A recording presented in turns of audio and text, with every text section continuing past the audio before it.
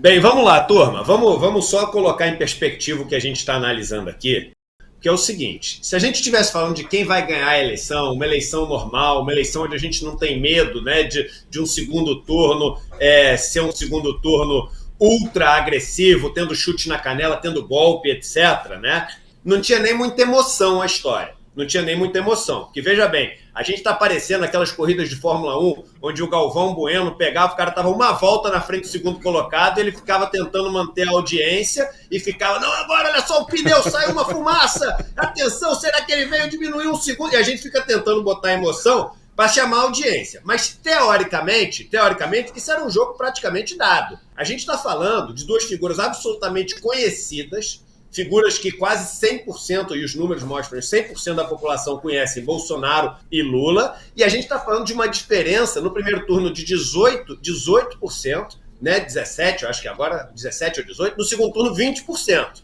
Então a gente está falando de mais de 20 milhões de eleitores, quase 30 milhões de eleitores. Aqui tem muita gente que não vota, mas a gente está falando de um número que é impossível, não acontecendo nenhuma facada da vida, é impossível que esse negócio, enfim, seja, falando de segundo turno, seja vencido essa barreira, essa distância, né? Esse gap, esse abismo que distancia um do outro. O problema é que, como existem muitos medos, né? Existe uma expectativa muito grande se pode ou não ser decidida no primeiro turno. Existe, né, aquela tese de que essa eleição sendo decidida no primeiro turno, isso ajudaria muito a evitar a sanha golpista, as tentativas golpistas de Bolsonaro. E aí, todo detalhe faz diferença, porque a gente está ali exatamente na borda, né, do primeiro turno. E muitas coisas podem ser lidas nessa pesquisa. A tentativa de Bolsonaro é jogar a eleição para o segundo turno. E o que ele fez? Primeiro, essa compra de votos, né, ela visa principalmente os estratos mais pobres, as camadas mais pobres da população brasileira. E a pesquisa mostra que sim, ele teve uma melhora nessas camadas mais pobres da população brasileira. Um ponto que a gente não fala muito e se comunica com o que o Lindenner acabou de falar, o auxílio emergencial, ele deveria ter também um recorte de gênero. Por quê? Porque entre as pessoas mais pobres é a mulher que comanda o orçamento ali familiar.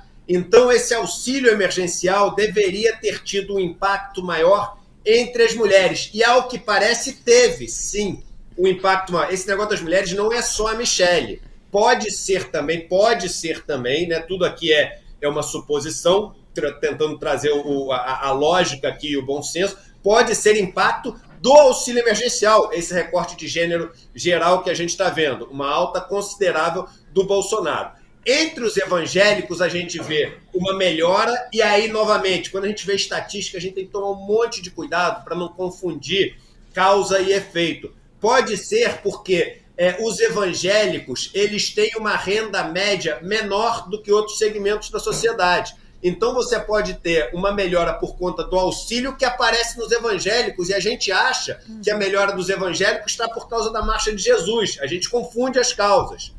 Pode ser que isso também tenha melhorado ali entre os evangélicos. Essa melhora do Lula nos segmentos mais ricos da população, olha que curioso.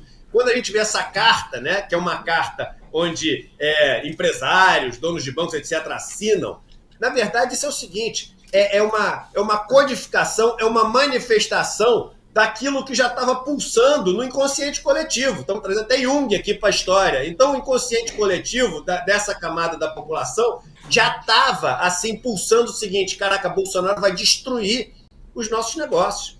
E aí surge uma carta que nada mais faz do que externar isso que essa pesquisa já está medindo.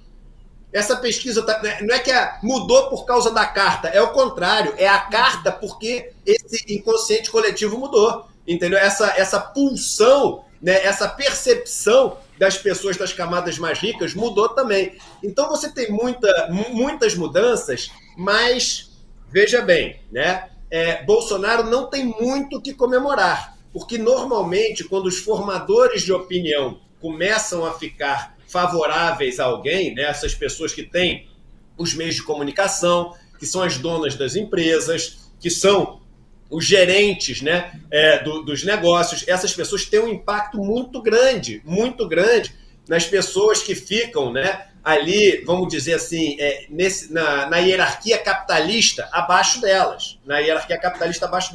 Então, Bolsonaro viu nesse grupo que tinha ali um acordo tácito com Guedes perder muita popularidade. Ele viu um impacto, sim, das medidas dele, mas um impacto limitado. O Chico Sá mostra que a rejeição continua muito alta e sem baixar essa rejeição, ele não consegue vencer em 2 turnos. Agora, a única vitória de Bolsonaro foi que, dentro da margem de erro, ele conseguiu diminuir um pouquinho essa vantagem de Lula, que ainda garante uma vitória nele no primeiro turno. A briga de Bolsonaro é não deixar a eleição acabar no primeiro turno. E, nesse sentido, ele teve uma pequena vitória. É uma pesquisa que traz muita informação, apesar do resultado final parecer ser de estabilidade.